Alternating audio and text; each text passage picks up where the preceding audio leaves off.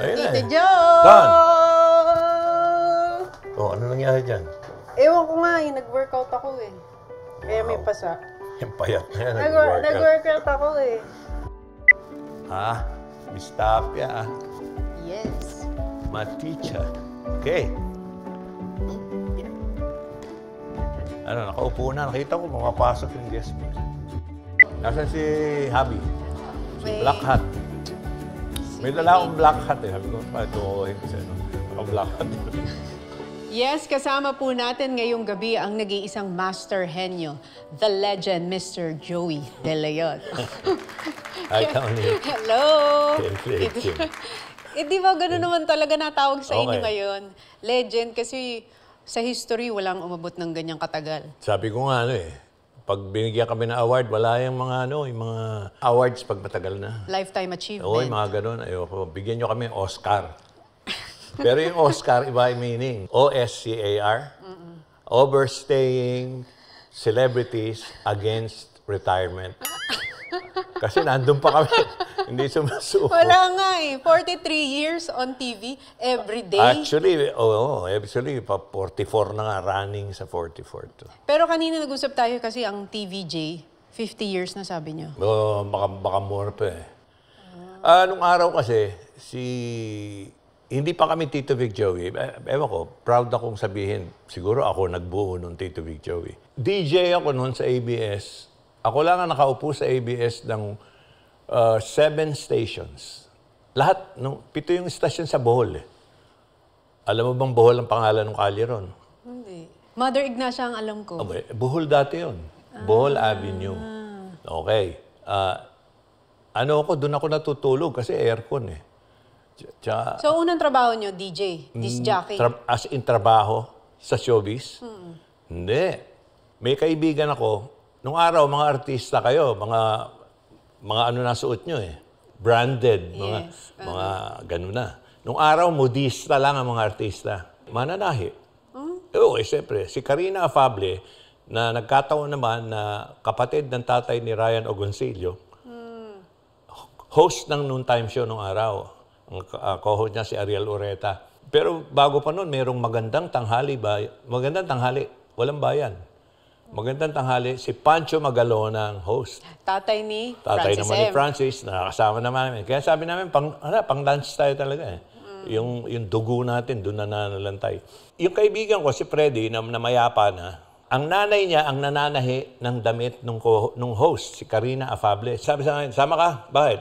Pupunta ako sa Bohol. Magdadala ng damit ni Karina. Sige, sumama ako. And may show pa. So, nanonood kami ng audition. Talagang nanonood ako. Ano yun? Mga nag-audition ng announcers. Yung studio na pinasok namin, yun yung naging Dolphy Theater. Na ginamit ng Bulaga nung nagkaroon ng Itbulaga sa ABS. Yung Dolphy Theater, studio ng Itbulaga. Studio 1 nung araw yun eh. So, nanonood muna kami. Mga Kulyala, tsaka Kulyalo. So, nanonood kami. Ang pinababasa Meralco moves forward, Meralco Lights Villages, tapos next page, pag maganda boses, tsaka malinaw. Next page, sine commercial. Tapos pag okay pa, next page, news. Pag sinabi mong, Meralco moves forward, thank you agad. Siyempre, mali agad din. Pronunciation. Tatawa-tawa akong gano'n. Ito palang kaibigan ko si Freddy, sinulat yung pangalan ko. Tapos binigay ito sa guard na hindi ko makalimutan ng pangalan, si Mortera. Ewan ko kung buhay pa yun. Wala, ginugood time ako. Kasi alam niya, makapalang mukha ako. So tinawag yung pangalan ko. Hindi ko naman alam, hindi naman ako nag-audition. Lingunan yung mga tao. Joey De Leon na yun, nung tinawag. Joey De Leon. Joey De Leon. Siyempre, manhid ka, hindi mo naman alam. Until nakatingin na yung mga mata sa likod. Siyempre, hindi mo naman. Joey De Leon, hanapin ng mga koleada. Sabi ko, ako yun na. Walang yaka. Tawa na tawa yung Freddy, nahuli ko. Makapal nga mukha ako. Pupanik ako. Dumikit ako sa mic. Meralco moves forward. Meralco Lights, tama naman ang basa ko. Meralco Lights Villages. It mismo talaga yun. Blah, blah, blah, blah. Nakalusot ako. Ang last test pala nun, in 3 minutes, please give please tell us more about yourself. So, nalaman ko nung katapusan na, dalawa pala yung tanong. In 3 minutes, please describe us the studio. Para titingnan yung mag-a-adlib ka eh. Patay. Kung yun ang natanong sa akin, yari, hindi na tayo nag-uusap. Hindi ko alam, yan, ilaw, light, camera. English or Tagalog pinapadescribe sa inyo? English. Ang natapat sa akin, in 3 minutes, Mr. De Leon, please tell us more about yourself. Master ko yung baby book ko. Yung baby book ko, nung araw uso baby book, kaya ba may mga baby book? May nalagay mga puso, mga kuko, di ba? Master ko. More about myself, yabang ko eh. My full name is Jose Marie Ramos De Leon. May junior pa nga ako eh, dahil Jose din yung tatay ko. I was born on October 14, 1946, at exactly 11:45 in the morning. Nag-sneaker yung mga tao, nagtatawanan. Kasi yung nakasulat sa baby book niyo. Oo, hindi nila alam na yun ang sinasabi ko. Attending nurses were the following. Biro mo na alam ko dahil na-master ko Talaga, nag-uumpisa na magtawanan yung tao, tapos may ganun-ganun na. Yan. I was baptized, ganyan. The gifts I received were the following, from Ninong Ralph, 20 pesos from Ninang Asiling. My first haircut was April 17, 1947. Talaga tuloy-tuloy yun, hanggang huli, hindi ko napapansin, nagpapalakpakan na pala yung tao. Tsaka natatawa sila eh. Kakaiba kasing introduction sa sarili. Hindi ko alam, yun, comedian na ako, dahil sabi niyo about myself, di ba? Gumanon pa ako. Doon, yun. Tapos narinig ko na yung line, yung magic line. Mr. De Leon, please remain. Ayun na yun. And the rest is... Oo. Ayun! Thank you for daldal coming. ko, kita mo. Naikwento ko. Ayun, tapos tuloy-tuloy na nilagay ako sa DCYK FM. May stereo station ng ABS. So, ang una niyong trabaho ay disc jockey talaga na nagsasalita sa radyo. Pero marami pa akong trabaho. 15 years old, nagtatrabaho na ako. Pero hindi sa radyo. Lahat. Nagbenta ako ng encyclopedia. Nagtrabaho ako sa Comelec. Nagsekretaryo ako sa PhilStress. Nagkargador ako ng toilet paper. Kaya ginaling ako sa toilet humor. Paano kayo napunta sa TV? Mahabang story uli. Nagkaroon ng dance show, Saturday dance show. Nung araw, yung tumitingin pa sa camera yung mga sumasayaw. In public may dance, may DJ. Ang pinagpilian, si Ariel Ureta, si Jim Paredes, tsaka ako. Ewan ko kung saan naman nakakuha yung pangalan ko. Sumusulat ako. So, kailangan din nila writer. Mali pala ako. Ang unang show, okay lang. Musical gag show. Yung pala yun, tubalon pala ako. 76 ang Discorama eh. Yun yung pagbuo ng TVJ. Ang unang show namin, kasama namin ng Apo. Actually, show ng Apo yun. Okay sila. Katagalan yung Apo, hindi nakatagal. Umalis. Ang naiiwan kami. So, tinuloy namin. Nung isasara na yung Discorama ni Bobby Ledesma, sabi niya, Joey, punta ako Amerika. Bahala ka na dito sa show. Ang ginawa ko, nagsulat ako ng mga tough hits. Yun yung mga kantang niloloko. Tapos sa mga news na... Noong araw pa yung mga fake news eh. Pero ang fake news, part na ng comedy yan eh. Ngayon, hindi, siniseryoso. So, ayan. Sabi ko, tinawagan ko, pare, meron ako dito, routine. Gusto mo, Nagkataon, ang ratings nung araw, hindi daily. Ngayon, daily. Nung araw, every 2 months lang. Nataon, nag-hit siya. Nag-hit yung routine namin. Kumuela. Ayun, tapos naging kami na. Sumikat na naman kami. So, nagko-co-host din kami sa Student Canteen. Alam mo yung Student Canteen? Yes. Yan ang mga unang noontime show noon. May mga Lady Dean, Laila Benitez. Binabayaran kami 200 pesos each tuwing appearance namin. Mataas na, no? Tumataas na. 200 pesos. Sino mga main host sa Student Canteen noong time na? Eddie Ilarde, Bobby Ledesma, Laila Benitez, Pepe Pimentel. Ganun nung araw. May mga cordon pa yung mic.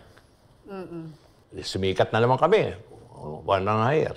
Sumikat na naman. Napansin kayo?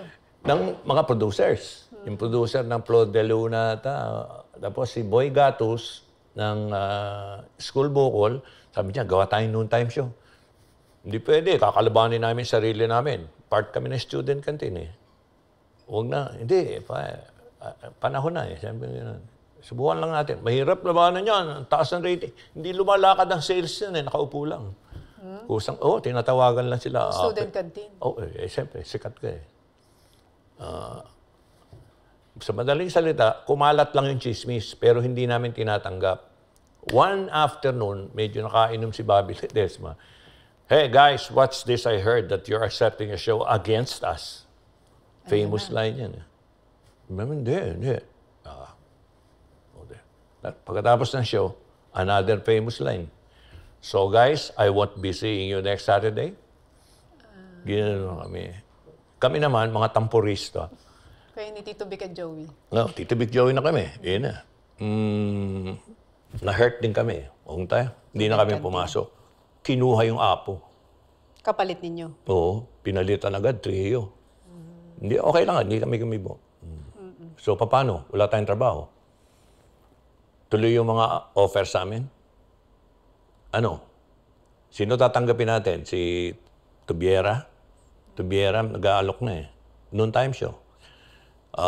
Yung kay Boy Gatos o yung kay Hison Brothers ata. Yung Tatlo yung offer nyo na noon for noon time show. Oo, mga offer.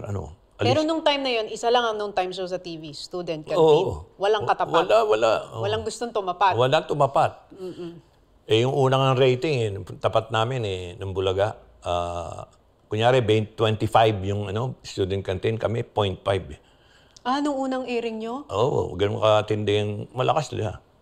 Tapos until nagkaroon kami ng mga Made in the Philippines, mga macho man. Mga segment nyo? Mga segment na. Nung dumikit, nilagpasan namin. Wala na, looking back na yun eh. Sino mga co-host? Chicky Holman. Yun ang talent nun, Hawaiian. So, ang unang-unang airing ng Itbulaga on TV, naalala nyo pa? 79, July 30. Ang pinaka-pilot ng Itbulaga, July 30, 1979. 79. Pero nung nakita niyo yung rating na 0.5 tapos 20. Okay lang, tuloy lang. Si Vic sabi nga pare, magkakotse lang ako. Ayoko na. Si Vic ganyan eh. After 5 years, kunyan eh. Sabi niya, pare, 5 years na lang ako, ayoko na. Ngayon, 44 na. Hindi pa rin maalis. Lagi siyang pag okay na. Siya lang naman ang ganun. Kami, walang gano'n. Sige, wala tayong trabaho. Dito, ako tsaka ako, Escalera Brothers. Yun ba? Nung time na hindi siya nag-rate, di kayo nang hinaan ng loob. Hindi, Tuloy lang. Kasi hindi naman namin talagang kumbaga sa amin, trabaho lang to. Wala tayong magagawa. Wala kami iniisip na, tatagal to. Kaya nung nag-first anniversary ang Itbulaga, 1979, 1980, nagpa-print pa akong t-shirt eh. Ang yabang ko eh. Hanggat may bata, may Itbulaga. Kasi, di ba yung baby? Itbulaga. Itbulaga. Tapos, isa pang print. Nagpa-print ako. Ako yung loko eh. Itbulaga. 1 year old. 99 years to go. Ay, yabang ko talaga. Hindi, pero declaration nyo, tinan nyo, nangyayari nga. Hanggat may bata, may Itbulaga. Oo. Nung nagsara yung student canteen, ano na naramdaman nyo? Kasi grabe na yun. Wala na. Mayapa na nga lahat eh.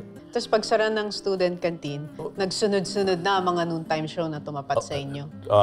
To date, ang nakatapat na namin, 25, 26. Noontime shows? Oo. Nung araw nakakatawa eh.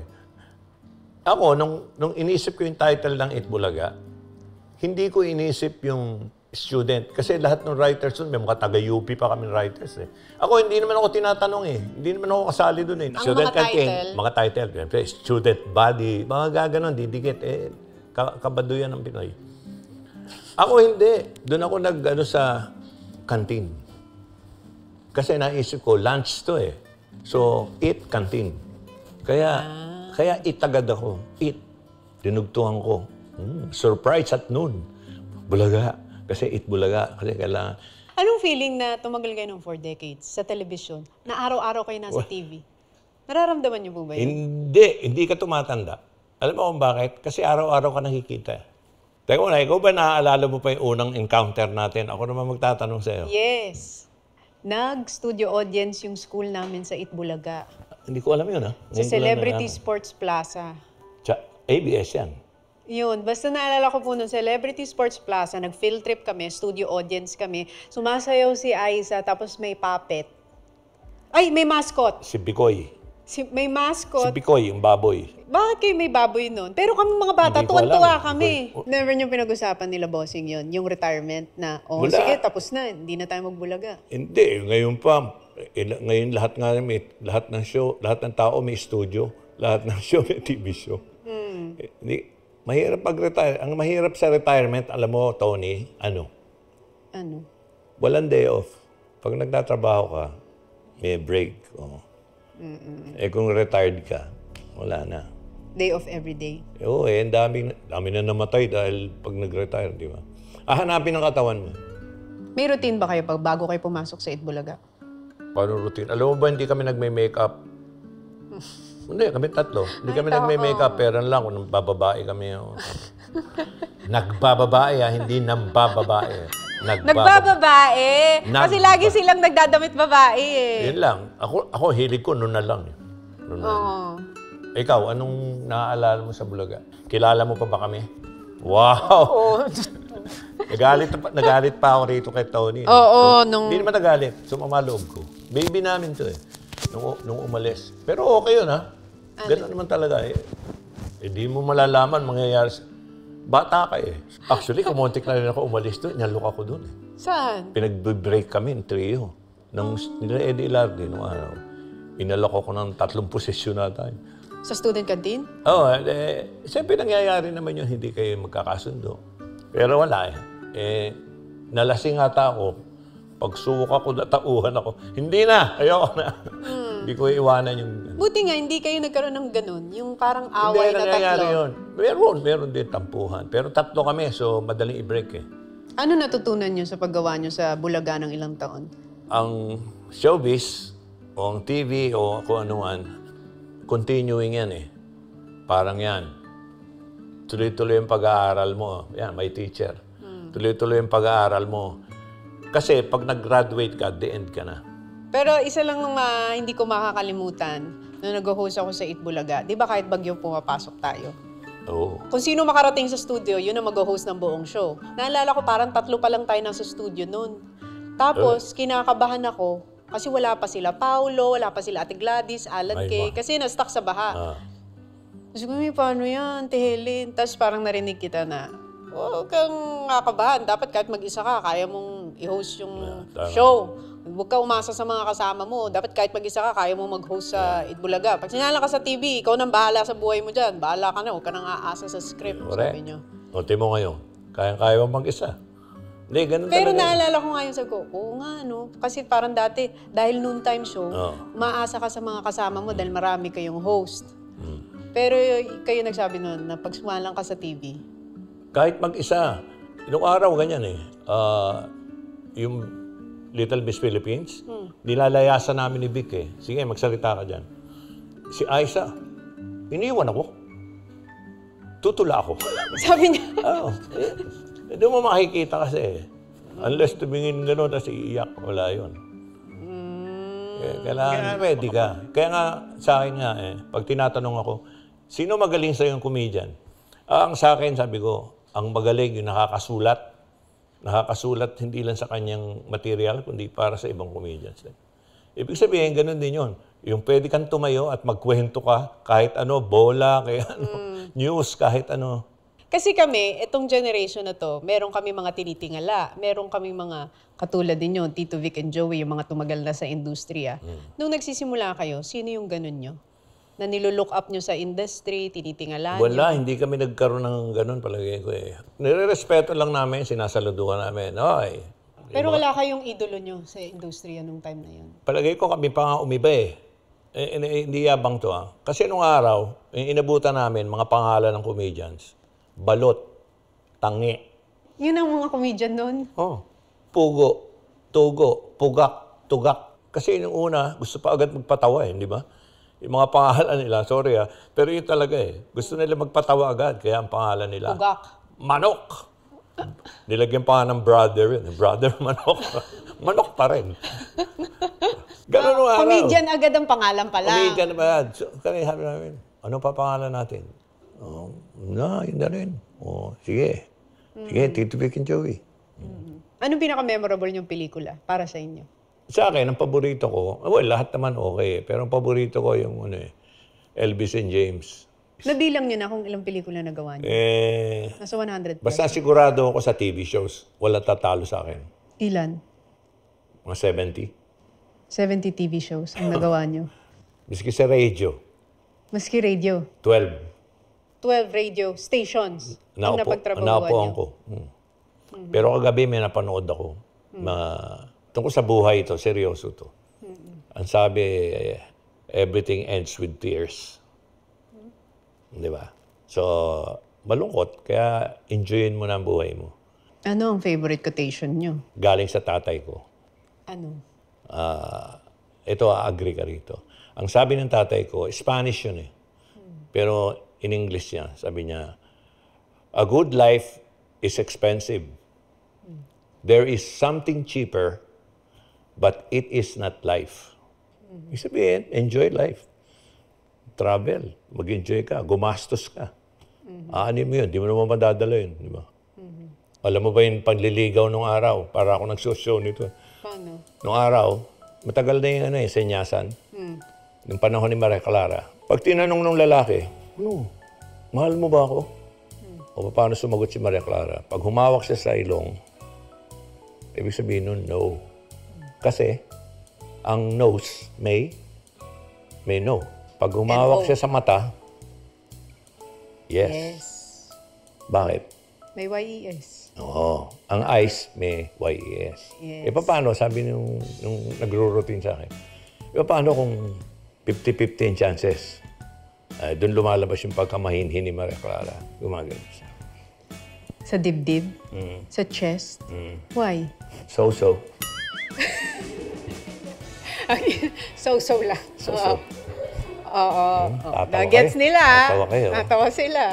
Hindi, gusto mo tough hit? Tough hit naman. Para kompleto tayo. Sige, ano yung top hits? Pang Christmas. Give me a top Hindi. hits pang Christmas. Alam mo yung kanta ng Ang Disyembre ko ay malungkot sapagkat may misis ka. Para sa mga kabetstra. Oo. Sabi mo, kabit? Mga kabet. Okay. Anong tawag sa asawa? Mrs. Mas malalim pa. Kabiyak. Galing mo, kabiyak. Pag kabit, Ano yung kabet? kabiyakan. Kabiyakan lang. Ano tingin niyo yung greatest legacy niyo? Wow. Na pag sinabi yung Joey De Leon sa industriya, anong gusto niyo maisip na mga Wala, tao? ako yung nagpangalan ng Itbulaga. Yabang. Hindi, natutuwa lang ako doon. Ako nakaisip niya na. Oo. Yung 44 years niyo Oo. nang pinapanood sa telebisyon. Oy, ako nag-iisip ng title niya. Kamusta yung experience yun na nagsushoot ng My Teacher? Kasi ang tagal yung di gumawa ng pelikula. Oo, malakas ka lang sa akin Parang ilang taon yung last film ninyo? Wala na, na ako Sa parte yun. Sa movies, medyo pahinga na ako. Tsaka hindi. Maganda yung project mo. My Teacher. Maganda yan. Ibang klase. May drama, may comedy, may matututunan kayo, para sa iba't ibang tao, yung mga ibang estudyante may kanya-kanyang problema sa buhay. Ikaw, as teacher, may problemang personal. Ako din. So, may masosolve dun. So, alam niyo ho, kung ano man ang dahilan ba't tayo manonood sa MMFF, alam niyo naman dinaanan natin almost 3 years, 2.5 years na sabi nga nila, revenge. Revenge lahat. Gaganti tayo. Magpakasaya tayo. At wag mag-away, magkaisa. Panoorin natin lahat yung pelikula. At sana sama to sa panonoorin nyo. My Teacher. Sino ang kinoconsider nyo greatest teacher nyo sa buhay? Ako. Oo. So, greatest teacher nyo ay ang sarili nyo. Sarili mo eh. Dahil, Dahil ikaw talagang gagawa ng buhay mo eh. Dumating ka sa mundo, mag-isa ka. So, ikaw ang teacher mo. Ngayon, yung iba, help. Yung mga teachers sa school. Mga Miss Tapia, yan. Ikaw, si Emma. Yung mga friends mo. Yung mga magulang mo. Lahat yan, guro. Lahat yan, teacher. Pero the greatest teacher pa rin eh. Sarili mo pa rin. anong tinuro ng sarili nyo sa inyo? Aba, maging masipag, maging mabait, compassionate. Alam mo ba yung ano ko? Yung mantra ko? Ano? Trabaho, ipon, travel, enjoy. In short, trabaho, ipon, travel, enjoy. In short, isulat nyo na lang sa papel. Ay, Alam nyo na. Tight. Kailangan tight ang ano mo, walang sayang na oras. Kayo talaga yung mga iniisip nyo. Sila kasi ba't kayo ganyan mag-isip? Tight. Tight po. Yun Kailangan yun. mahigpit. Totoo yung time is gold. Eh. Time Kasi minsan lang yan eh. We will never walk this way again. Di ba? Yes, time is gold. Mm. Isa yan sa natutunan din natin sa ginawa nating pelikula. Pahalagahan mo yung oras na binigay sa'yo dahil Oo nga, it's a no? gift. Isa yan sa aral doon sa movie natin. Time. May teacher na, Yung mga time na hindi mo na may babalik. yan, yung sama ng loob. Life is short, sabi nga, di ba? Enjoy at mahalin mo. Mahalin mo pamilya mo. Yun ang mga importante naman. Family.